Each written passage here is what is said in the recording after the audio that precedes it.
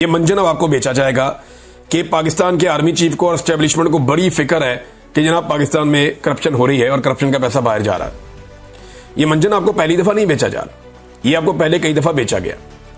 ये मंजन आपको ज़ियाउल हक के दौर में बेचा गया, ये मंजन आपको परवेज मुशर्रफ के दौर में बेचा गया, ये मंजन आपको राहील शरीफ के दौर में बेचा गया, ये मंजन आपको जनरल बाजवा के दौर में बेचा गया और यही मंजन आपको अब आसिम मुनीर साहब भी इनके दौर में भी बिक रहा है। अब मंजन है क्या कि एस्टेब्लिशमेंट को बहुत गुस्सा चढ़ता है जब कोई करप्शन करता है। देखिए, मेरी दिलचस्पी इसमें है कि पाकिस्तान के सारे फैसले तो करती है एस्टेब्लिशमेंट। हर इदारे के ऊपर काबिज कौन है? एस्टेब्लिशमेंट।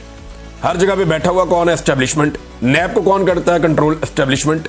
जितने इदारों में करप्शन हो रही है वो एस्टेब्लिशमेंट की नाक के नीचे हो रही है। तो जिस वक्त करप्शन हो रही थी, जब मीडिया बता रहा था, तब इनके कानों पर जूं तक नहीं रेंगी। अब अचानक से इनको करप्शन क्यों याद आ गई, ये सोचने वाली बात। एक बात जिसके ऊपर मुझे पूरा यकीन है कि करप्शन को लेकर मिलिट्री एस्टेब्लिशमेंट के अंदर जरा सा भी रद्द-ए-अमल नहीं है, इतना सा एक टके का रद्द-ए-अमल नहीं है। उसकी वजह यह है कि अगर इन्हें करप्शन बुरी लगती तो ये आसिफ अली जरदारी और नवाज शरीफ के केसेस माफ करवा के उन्हें इक्तदार में कभी ना लेकर आते। अगर इन्हें करप्शन बुरी लगती तो ये NRO 1 और NRO 2 दोनों NROs कभी ना देते। और ये दोनों NROs किसने दिए? मिलिट्री एस्टेब्लिशमेंट ने दिए। एक दफा मुशर्रफ दौर में हुआ, एक दफा बाजवा के और आसिम मुनीर साहब के दौर में हुआ। तो इसको आप ज़हन में रख लें कि पाकिस्तान की मिलिट्री एस्टेब्लिशमेंट करप्शन को अप्रिशिएट कर सकती है, करप्शन के बिल्कुल खिलाफ नहीं है। वो करप्शन को बुरा नहीं समझते, वो बुरा समझते हैं कि कोई अकेला करप्शन करे, या उन्हें बुरा लगता है कि कोई करप्शन करे और फिर बात भी ना माने। यानी अगर उनकी बात मानते रहे, आप करप्शन करते रहे, प्रॉब्लम ही कोई नहीं है। मुझे खुद मिलिट्री एस्टेब्लिशमेंट के एक बंदे ने कहा था कि हमें वो आदमी सूट करता है जो करप्ट होता है, क्योंकि उससे हम बड़े आराम से अपना काम करवा लेते हैं। जो बंदे ईमानदार होते हैं और जिनके अंदर ज्यादा हुब्बुल वतनी का वो भरा हुआ होता है जज्बा, वो हमारे काम नहीं आ सकते। मुझे खुद कहा था और सीनियर ऑफिसर ने कहा था। अब नाज़रीन, मामला ये है कि ये जो करप्शन की कहानी सुनाई जा रही है, ये क्यों सुनाई जा रही है? ये आपको सिर्फ एक मंजन बेचा जा रहा है और ये पहली दफा नहीं है। ये नून लीग का और मिलिट्री एस्टेब्लिशमेंट का तरीका वारदात है। एक खबर सुनाता हूं आपको। 9 मई तो आपको याद होगा, 9 मई 2023।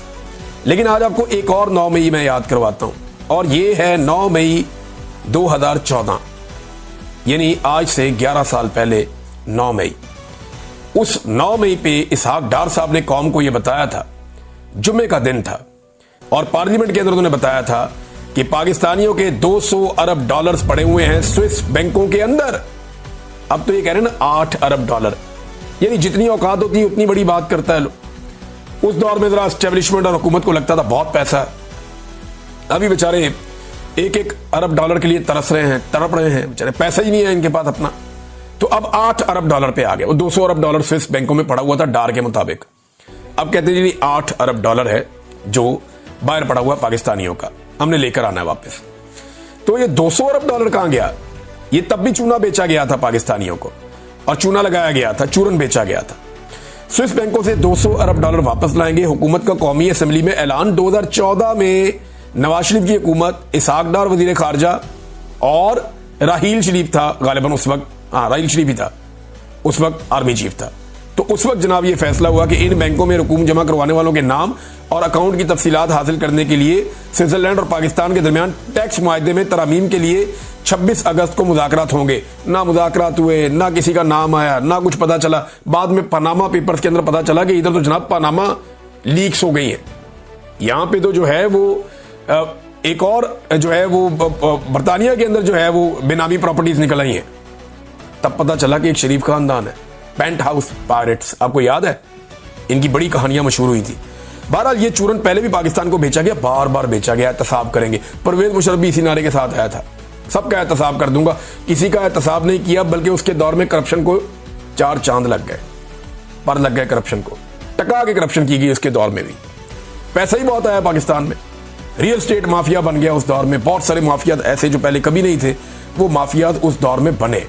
तो ये कौम को ना तवज्जो हटाने के लिए कि जनाब हम बड़े खिलाफ हैं करप्शन के और इमेज बिल्डिंग होगी, कुछ इधर से पकड़ के इसको जबा कर दिया, उसको पकड़ के जबा कर दिया। अभी एक पकड़ा हुआ बेचारा ADCR, चंद अरब की करप्शन की होगी बेचारे ने। भाई पकड़ना है तो मिलिट्री एस्टेब्लिशमेंट के उन लोगों को पकड़ो जिन्होंने जजीरे लिए हुए हैं। मिलिट्री एस्टेब्लिशमेंट के उन लोगों को पकड़ो जिनके नाक के नीचे करप्शन होती है। और आज तक उनसे पूछा नहीं गया कि जनाब ये करप्शन आपके नाक के नीचे होती है, पैसा कहां से आता है? जरा नाम निकाले ना उन लोगों के, पता करें कि उन लोगों ने कितना पैसा बनाया। और बाहर के खाली ब्यूरोक्रेट जाके रहते हैं। मिलिट्री एस्टेब्लिशमेंट के लोग जो रिटायर हो जाते हैं वो जाके बाहर नहीं रहते, वो भी रहते हैं। बाकी बहुत सारे लोग हैं और वो भी बाहर जाके रहते हैं, वहां जाके शहरियत ले लेते हैं, क्योंकि इनके पास लूट का माल बहुत ज्यादा होता है। काम तो करना नहीं पड़ता, बाकी जिंदगी गुजारते हैं याशी में बीवी बच्चों के साथ। बहरहाल एक एडीसीआर जो है उसको सरकारी ऑफिसर को गिरफ्तार किया गया, और ये जो सरकारी ऑफिसर है ये जनाब अली गिरफ्तार होता है सियालकोट से। पहली खबर इसकी आती है मोहम्मद उमैर साहब देते हैं, जर्नलिस्ट हैं। शुरू में मैं 2 अगस्त की खबर है उनकी। वो ये कहते हैं सियालकोट के हुकूमती हल्के के हरदिल अजीज आरओ, ये आरओ भी थे, रिटर्निंग ऑफिसर थे अहम तरीन हल्के के। तो ये आंखों के तारे हैं ना ख्वाजा आसिफ वगैरह इस तरह के लोगों के।